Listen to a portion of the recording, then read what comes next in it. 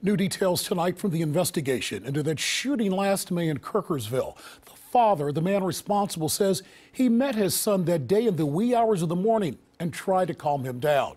Harry Hartless also told investigators that Thomas, a convicted felon, purchased the guns used to kill the village's police chief and the two others at gun shows. NBC4's Ted Hart is live in Kirkersville tonight with more from the BCI investigative file on the case. Ted.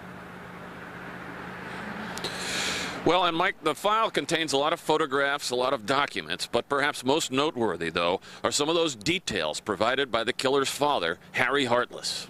The BCI investigative file includes an audio interview with Harry Hartless, who describes how he met with his son on a road near Utica at 2 in the morning, the day of the shooting. Because I was trying to talk to him, get him calmed down.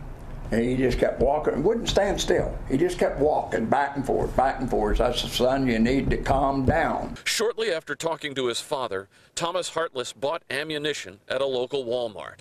Then about 5 hours later, Hartless killed his ex-girlfriend, Marlena Medrano, Kirkersville Police Chief Stephen Eric DeSario, and Cindy Krantz before killing himself.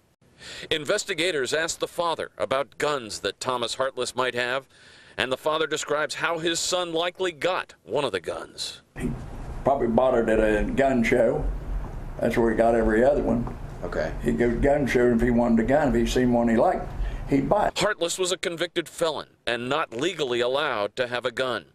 Steve Lose of the Buckeye Firearms Association says most sales at gun shows involve licensed dealers and do require a background check. Vendors at gun shows who are not dealers, though, are only required to ask the buyer if they're eligible to purchase a firearm. However he got them, he wasn't allowed to have them. So whoever transferred those guns to him committed a crime. You cannot, at least knowingly, transfer firearms to someone who's a criminal.